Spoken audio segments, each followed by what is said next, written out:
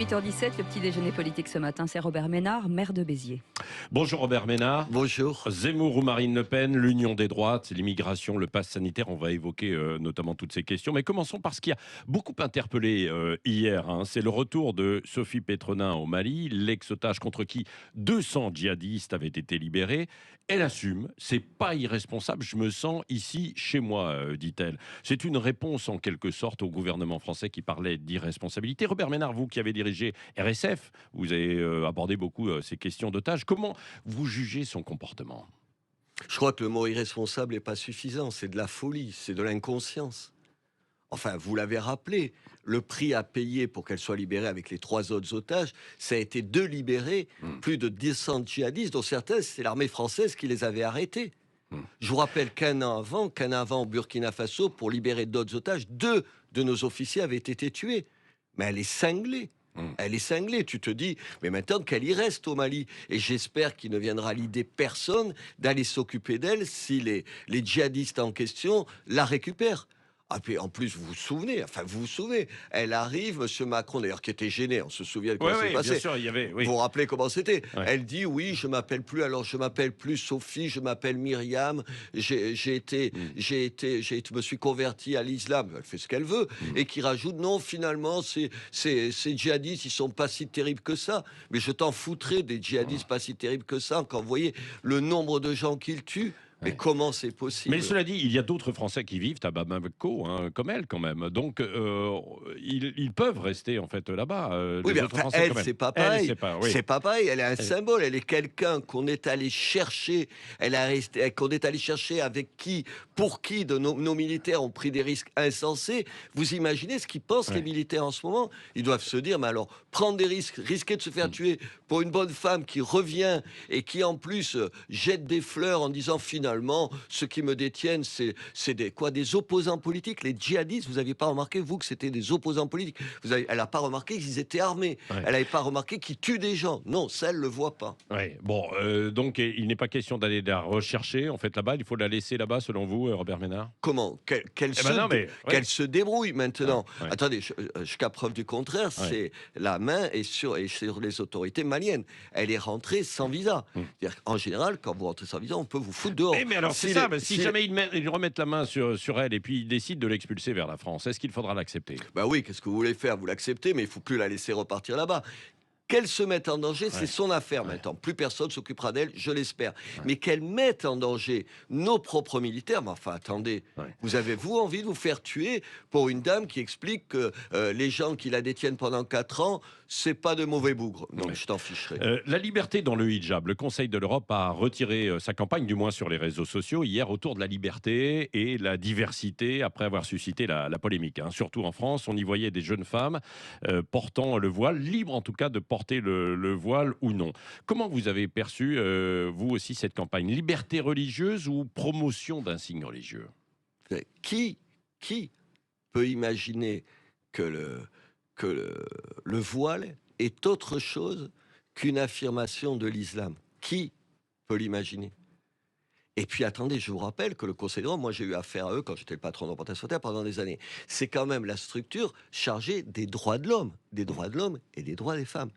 Je vous rappelle, parce que quand même, il faut juste rappeler au Conseil d'Europe, comment elle s'appelle, c'est Nasrin Sotoudeh, vous savez, l'avocate iranienne. Oui. Plus de 30 ans de prison, 148 coups de fouet, madame, 148 coups de fouet, pour avoir, elle, refusé de porter le voile et pour avoir défendu des Iraniennes qui en Iran refusaient de porter le voile. Et c'est le Conseil de l'Europe chargé de ça qui fait cette campagne-là. Enfin, quel reniement! Il faut revoir ce Conseil de l'Europe et tout. Même Jean-Michel Blanquer a dit hier que cette institution était phagocytée en quelque sorte aussi par des idées contraires aux valeurs de la France. Pas seulement des idées, des organisations. Le Conseil de l'Europe, il est entouré d'associations, d'ONG qui travaillent avec lui. Et parmi ces ONG, on sait très bien qu'il y a des organisations qui sont des organisations qui dépendent des frères musulmans. Il y a un entrisme des frères musulmans à l'intérieur du Conseil de l'Europe. Ça, c'est une chose. Mais que le Conseil d'Europe, que les gens chargés des droits de l'homme se mettre dans une posture pareille, c'est invraisemblable. Et autre question, attendez, qui a payé cette campagne? Qui a payé? C'est la communauté, la Commission européenne. La Commission européenne, elle est là pour payer des campagnes de ce type-là. Ouais. Enfin, il y a des questions à poser. Bon. Et qui a décidé concrètement d'une telle campagne? Sur le fond, Robert Ménard, le port du voile fait partie des libertés en Europe aujourd'hui. Je crois que le port du voile, ici en Europe, c'est une affirmation de l'islamisme. Ouais.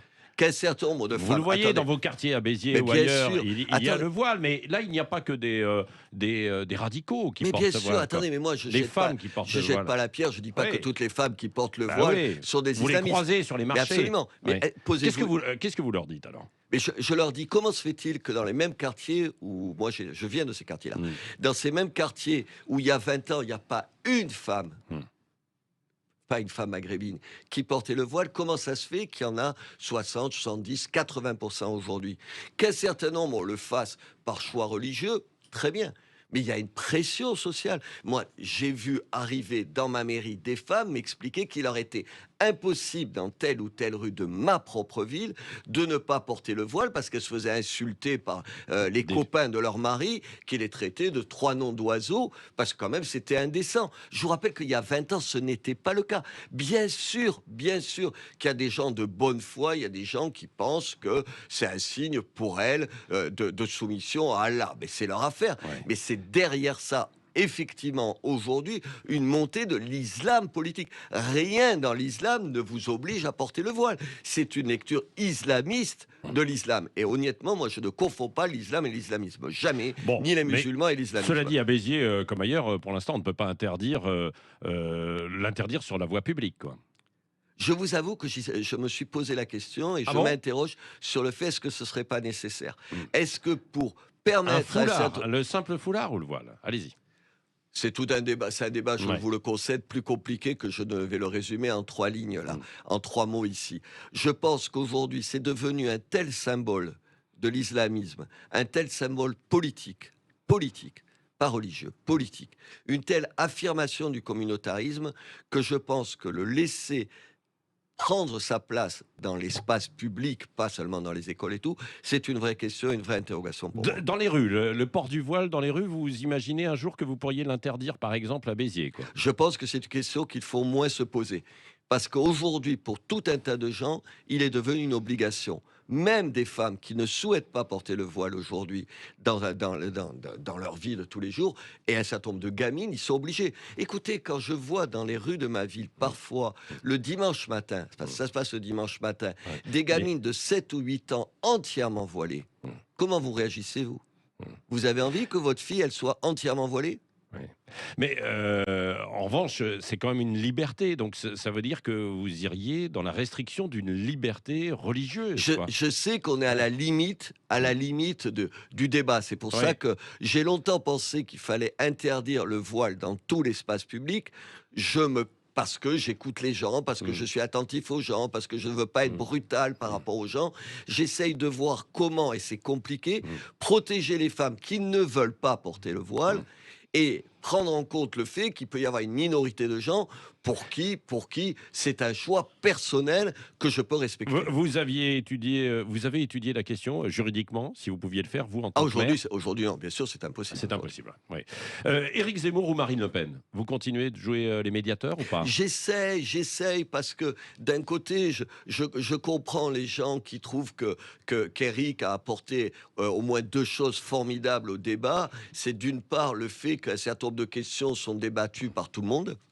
C'est pas tout à fait rien. Regardez même la droite, quand vous entendez Madame Pécresse parler de l'immigration comme elle en parle, il y a un an, elle disait pas la même chose quand même. Je dirais contre Madame Pécresse, mais elle a quand même un petit peu changé, ou Monsieur Barnier.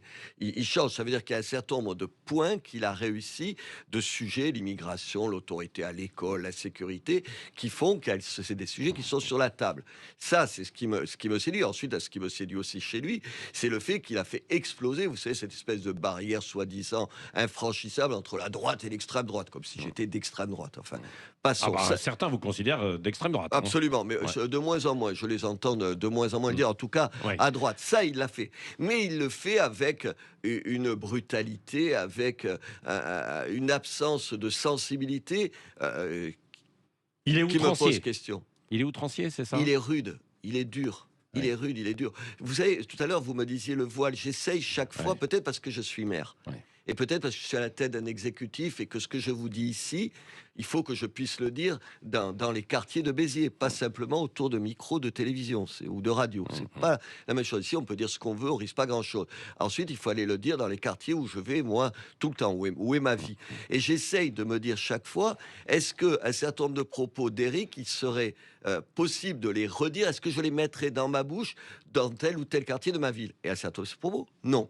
Non, parce que je les trouve trop Oui, rudes, mais trop si durs. s'il n'avait pas été aussi dur, dans ses mots, peut-être qu'il n'aurait pas, fait la campagne qu'il est en train de faire aujourd'hui et d'atteindre, ces niveaux Oui, d'intention de vote. Je absolument. ne sais pas si ça Vous, tiendra ou pas, mais vous avez absolument raison, sauf que faire 16-17% des voix, c'est une chose. ouais. Je vous rappelle que pour gagner une élection, il faut faire 50% et même une voix Il est trop de plus. clivant, c'est ça. Aujourd'hui, il est dur. Alors, il change sur un Ouais. certain nombre de choses. J'ai vu tout à l'heure, on parlait de Ouais. l'immigration. Vous savez, il y a le concept de remigration, une espèce de Mmh. folie qui consistait à dire les gens, il faut que tu rentres chez toi. Chez eux, je vous rappelle que c'est ici quand même, Ouais. parce que souvent, ils sont enfin, français depuis plusieurs générations. Et donc, ils sont aussi français que vous ou que moi. Là, ils n'en parlent plus. J'ai vu qu'il y a un certain nombre de sujets dont il dit, ah, mais on va pas parler de Pétain pendant toute la campagne. Donc, je pense qu'Éric, il se rend compte qu'il y a un certain nombre de sujets qui, certes, vous font au départ faire une campagne du tonnerre et gagner des voix, mais au bout d'un moment, c'est tellement clivant que ça pose problème. Est-ce que vous le voyez, potentiellement président de la République, Éric Zemmour? Robert Ménard. Aujourd'hui, j'ai du mal à l'imaginer, Oui. honnêtement. Pourquoi? À cause de ce que vous venez À de dire? cause de ça, parce que je pense que les Français, ils ont besoin d'être rassurés. Vous savez, ils ont besoin d'un diagnostic sans concession, mais ils ont besoin aussi de réponses. Oui. De réponses. Une fois qu'on a dit en France, il y a trop d'immigration, très bien. On reçoit, je sais pas, 400 000 personnes chaque année. Mais enfin, qu'est-ce que tu fais à partir de là? Dire immigration zéro, c'est une absurdité, Donc, monsieur, ça n'existe pas. donc- On ramènera pas l'immigration à zéro, ce n'est pas vrai. Ouais. Si vous dites ça, vous mentez aux gens. Donc, entre Zemmour et Marine Le Pen, vous êtes toujours plutôt favorable à Marine Le Pen, après l'avoir beaucoup critiquée. Mais hein, je quand l'ai même. beaucoup et je continue à la critiquer. Oui. Je pense que sur les questions économiques, sociales, elle a un discours qui est pas convaincant, qui est pas un discours réaliste, qui est un Oui. discours qu'elle mettra pas en œuvre. C'est pas vrai qu'on reviendra à la retraite à 60 ans. Oui. C'est pareil que l'immigration zéro. C'est des choses qu'on ne fera pas. Alors il faut pas mentir aux gens. Il faut pas leur dire des choses qu'on ne fera pas, leur promettre des choses qu'on ne fera pas. Et en même temps, je l'ai trouvée très affaiblie à un moment donné face à Éric Zemmour. C'est vrai qu'elle était carrément inaudible. Et là, je trouve qu'elle a trouvé un ton qui est à la fois où elle reste à dire les choses qu'elle dit. Attendez, pardon, mais moi j'ai entendu Éric, je reviens sur Éric, Zemmour, à Béziers, oui. Éric Zemmour dire, je l'ai écouté attentivement à Béziers quand il est venu, il dit la même chose que dit le Rassemblement national, le Front national sur 90% des cas. Ouais. Des choses, il le dit sur un autre ton. Donc je trouve que Marine Le Pen, elle a trouvé là un ton un peu plus convaincant. Ouais. Est-ce que, selon vous, il va aller jusqu'au bout ou alors il va jeter l'éponge? Ah non, là, je pense qu'ils sont partis pour aller jusqu'au bout. Mais la pire des choses, c'est qu'ils pourraient nous faire perdre l'un et l'autre. Oui. Parce que ce qui pourrait arriver, c'est que Il y aura peut-être- aucun des deux ne soit deuxième et qu'on ait quelqu'un d'autre à la deuxième position et qu'alors qu'on représente aujourd'hui notre courant de pensée, je sais pas, 35-37% des voix, enfin si vous en croyez les sondages aujourd'hui, vous vous dites, et on pourrait se retrouver avec personne qui défend nos idées au deuxième tour. Bravo tous les deux. Hein. Oui, il y a un problème de financement pour les deux, selon vous, pas? Marine Le Pen a demandé à Emmanuel Macron de changer les règles. Il avait parlé et promis la Banque de la Ben démocratie. oui, Il a eu une promesse réponse de plus, négative. une promesse de plus qui tient pas. Enfin, c'est invraisemblable. Imaginez une seconde, mais même sur les 500 parrainages, imaginez une seconde que ni M. Mélenchon, ni Marine Le Pen, ou je ne sais pas qui, ou Éric Zemmour, ne puissent pas se présenter parce que soit ils n'ont pas les signatures, soit parce qu'ils n'ont pas l'argent. Mais ce serait scandaleux, ils représentent quelque chose, il faut qu'on les entende. C'est pour ça que monsieur Macron avait fait un certain nombre de promesses. Moi, je trouvais que c'était bien, une banque qui aide les gens à se présenter et tout ça, quand ils représentent un vrai courant de pensée, et il en représente. Et en l'occurrence, il y a un vrai problème d'argent. Il n'y a pas que les gens qui ont de l'argent qui doivent se présenter. Enfin, c'est un déni de démocratie, Oui. quand même. Dernier mot sur l'union des droites. Est-ce que c'est encore possible? On est à un mois du Congrès des Républicains. Écoutez, moi je plaide pour dire on a 3 candidats à droite. Enfin, le troisième, on ne sait pas qui il sera. Dans tous les cas, il faudra se rallier à celui qui sera en tête. J'espère que celui qui sera en tête en seconde position sauf si M. Macron Candidat perd de des droite aussi, pour certains. Hein, oui, enfin, je ne Emmanuel. crois pas trop, là. Si c'est Ouais. ça, la droite, moi, je sais pas quoi. Il Ouais. faudrait autre Moi, c'est la chose. droite centriste. Hein. Oui, la droite, alors si vous voulez. Ouais. Donc, moi, ce qui me semble, c'est que moi, je n'ai pas d'ennemi à droite. Ouais. Je n'ai pas d'ennemi à droite. Et j'espère que cette droite ne sera pas assez stupide. Ouais. Assez Donc vous pourriez masochiste. appeler à voter pour un républicain s'il était devant Marine Le Pen. Mais, ou- mais attendez, bien mais sûr. j'hésiterai pas à une dixième de seconde. Mm. Mais moi, je suis pas pour la politique du pire. Je ne confonds pas Monsieur Xavier Bertrand ou même Madame Pécresse, dont vous imaginez que je Mm. l'embrasse pas sur la bouche tous les matins, ou Monsieur Barnier. C'est pas ma tasse de thé, mais je ne les confonds pas avec Monsieur Macron. La politique, c'est pas tout ou rien. C'est jamais tout ou rien. Et puis c'est jamais la politique du pire. Moi, ce que je veux, c'est pas forcément que mes idées l'emportent. Oui, je veux que mes idées l'emportent, mais si c'est des idées proches des miennes, si ça améliore un peu le sort des Français, mais c'est mieux que rien. Enfin, je suis pas pour le tout ou rien. Je suis pas dans une position de ce type-là, où c'est mes idées ou rien. Non. Si c'est des idées qui améliorent le sort des Français, quand M. Macron fait des choses qui sont bien, mais j'applaudis M. Macron, je trouve que j'adorerais que M. Macron fasse que des choses bien, parce que ce serait bien pour mon pays et pour les Français. Alors si c'est quelqu'un de la droite, de gouvernement, qui est en tête, bien sûr, j'appellerai à voter pour lui. Merci Robert Ménard, le maire de Béziers, était l'invité ce matin de Sud Radio.